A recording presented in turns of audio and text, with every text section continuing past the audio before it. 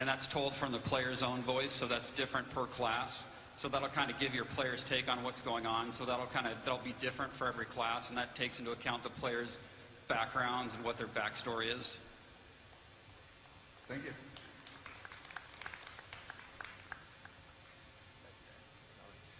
So my first question, actually this is only one question, but when do I get my beta key? And what's your address? What's that? What's your address? Okay, yeah, just email it to me. I'll come meet you afterwards, don't worry.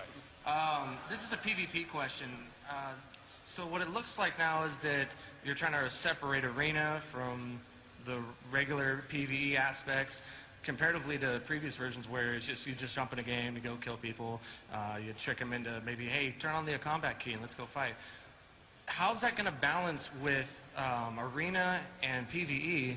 Are you guys thinking about doing like separate skill trees, or, I mean, how are we going to work that into it? Is this how are we going to balance PvP versus PvE? Well, I mean, in previous versions, if there's only like a couple classes really worth PvE or PvPing with, so in this one it'd be maybe a little bit more beneficial if there's some more tweaks to PvP later on down the road, when it seems like that wasn't addressed in previous games.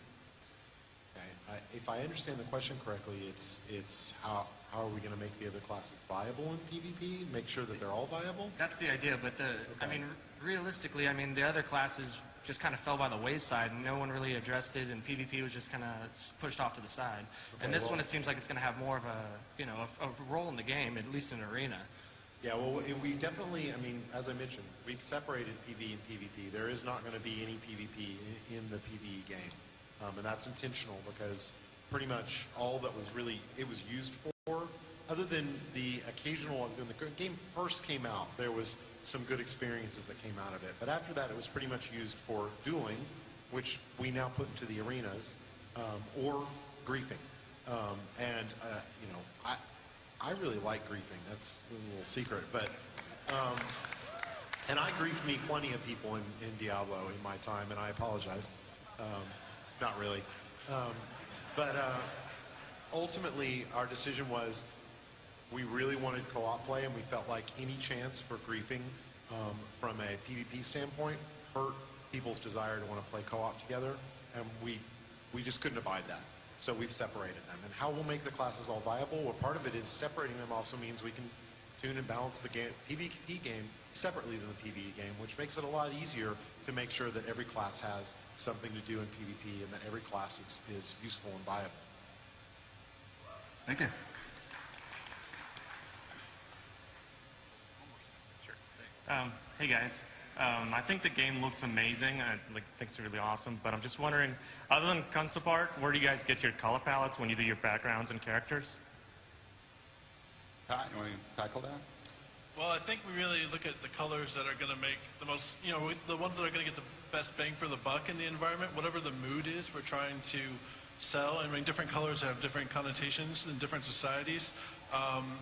So we just really look for the ones that really sell what we're trying to do in that particular environment. There's also an aspect of where we're trying to make things different enough so that as you're playing the game, things are changing up. You know, you're not always stuck sort of in the same environment. So there's a lot of care taken to sort of ensure that that's happening as well. So you guys are only playing like little slices here, which are awesome. But once you see the whole game, you'll see that what we're doing is we're sort of changing things up and making sure that it's never quite the same thing. I think that I've learned on this project that there's story in everything, even the tiniest bit of art, the smallest decision. If you progress from a red-hued environment in the demo to the blue outdoors, there's a little something you take away from that, and definitely palettes inform that. Thank you.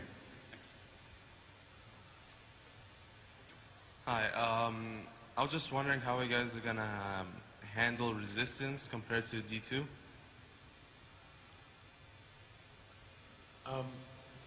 Well, the first thing we did was we changed resistance from a flat percentage to basically a rating. It works a little bit more like defense did, and that it scales with the level of the monsters, so it can grow a lot more. We don't have to basically go to Nightmare and pull resistance down. It's a fairly broad question though, like in a lot of ways we're handling it the same. Resistance is still a big part of the game. It's still, it's a big focus of your defensive building of your character in higher levels. But sometimes when people ask that question, they're asking about like, are we doing like double and triple immunity type monsters and things like that? And we really are, right now our plan is to avoid that and instead go for high resistance monsters because we don't want to completely negate somebody's ability to hurt an enemy. We also diversify damage types a lot more across the classes, but we still can't count on a class having a diversity of different damage types that they use. Jay, I bet they want to know if they're going to have to stack fire resistance. We're going to have to stack fire resistance? Or any resistance going into any particular fight. It's really hard to say at this point. I mean, there's some value to stacking resistances, to acquiring different kinds, but it's really going to be based more off, again, it's kind of an in-game question because resistances are really more of an in-game stat. So until we start building the in-game, it's hard for us to say exactly how we'll use it. Right now, we're kind of planning on using it the same, but we're going to look at it a lot closer when we get to the point of building it and hopefully address any issues that Diablo 2 had. Thank you. Hey guys, I'm wondering how Diablo 3's PvP arena, if it will support multi-platforms. Support multi-platforms. As in, for example, rather than having the ground all even, you can have like different levels? Maybe. We certainly can, I mean, we can do it. That's not a problem. We specifically chose not to do it because the game does not play always great when you do a lot of height variation. And Diablo is essentially in a lot of ways, it's a two-dimensional game. Like, even though we have a 3D engine and you can move up and down platforms and things like that, if you shoot something that is higher or lower than you, essentially, on our side, we have to guess what your intent is. And our guess is never perfect. So with our first arenas that we made, we found that it was just a lot more fun to have more of a level surface and not have to worry about that. That being said, we'll make more arenas and we'll continue to play around with that. Thank you. Come forward a little bit more. There you go. Hi, I'm Mathieu from Big Crits. I have a question much about, the destiny of certain characters. Like in Diablo 2, you go back to Tristram and it's completely sacked. And, I grew up playing Diablo 1 with my dad, so I got really sentimental and attached to Tristram. And as I played throughout Diablo 2, you got implied destinies of the rogue and the sorcerer and what happened to them. Would it be, is there going to be something like that concerning the other Diablo 2 classes in Diablo 3 where there's implied destinies about what happened to them? And will we learn about, Luke Ghislaine or how Karast has healed from what happened to them, or the Sisterhood of the Sightless Eye? Will we hear about what's going on with them and now that they got their cathedral back? So for me, I remember that when I played Diablo 2 and I found out kind of the implied destinies like you're talking about with the classes from Diablo 1, I thought that was one of the coolest things. And we're definitely planning to continue that. Specifically like, the Sisterhood of Sightless Eye or what happened to the Necromancer. You might see some things, but we definitely keep in mind what's gone before and draw on that and try to show you how things have turned out. Thank you. Hi. So I had a lot of fun playing ladder in Diablo 2, but it got kind of weird when you had some farm communities come up with their own currency, and then when ladders reset, they wouldn't actually reset, the forms that weren't part of the game. So it became kind of hard to play competitively on the ladder if you weren't part of these forums and had currency and stuff. It became really hard just to play with only the game open. You had to alt tab out and stuff. And what's the question? Well, sorry. Are you going to address that? I mean, I know it's hard for you guys to try and deal with third parties problems, but is there a way? It kind of goes to your economy, how you want to have one solid currency. And how you can maybe address these kind of third-party problems? Well, I mean, we're always trying to address any kind of third-party group that basically does something that we feel hurts the overall gameplay of the game. we try to do what we can to correct it. So for us, the answer is really most likely going to lie in how we handle the trading issues. And so since we haven't decided exactly how we're going to do that, it's hard to kind of comment specifically on that. But it's definitely an issue that we're aware of and that we want to address. Thank you.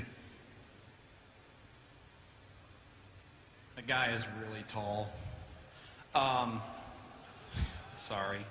The question I had, and I think it's probably the most important question, and the question that all Diablo fans wants to know, since my previous question was already answered, will there be a cow level?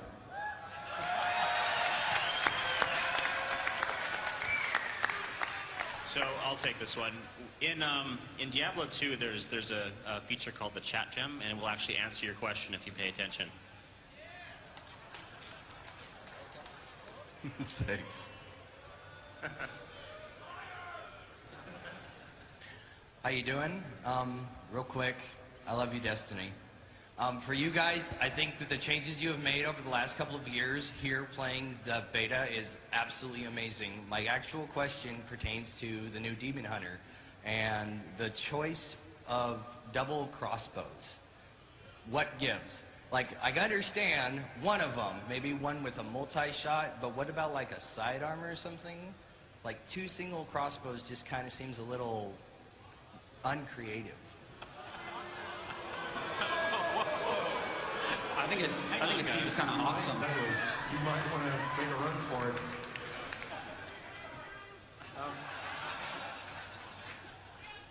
You don't have to use those. You can use all kinds of stuff. She's got crossbows and bows. But we love them. We think that they're great. We think that it brings an awesome... thank you. We think it brings like an added dimension.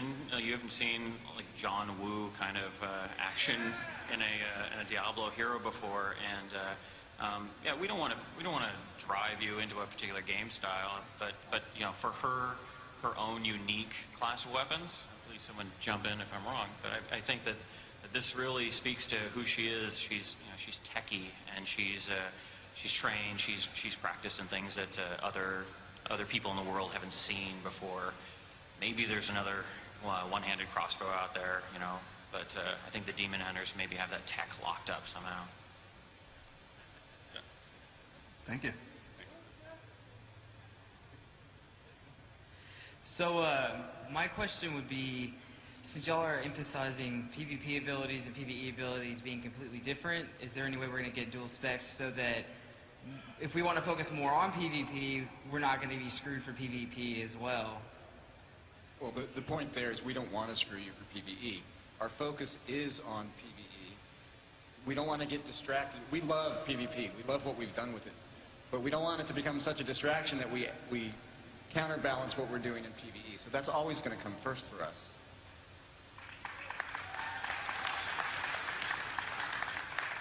Thank you. Just wanted to ask more about the artisans. I know that you can level them up, but I was wondering, you gave them all this gold to get them cool crap to make the caravan look better. Are they going to be giving you any sort of like reduction in prices of lower level stuff out of appreciation? Because otherwise, without you, they'd still be dead, and the Blacksmith's wife would be dead, and the town would be destroyed. So, I mean, I would like a little appreciation here.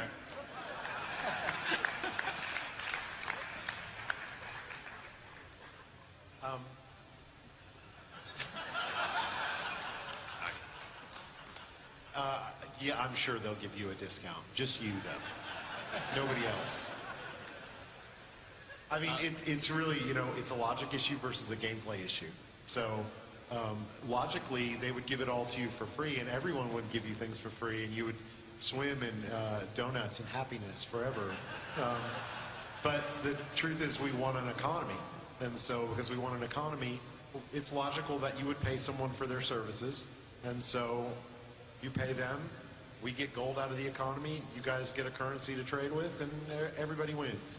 Except for that donut thing. Nobody gets that. There's no donuts in Diablo. No, I just threw it down.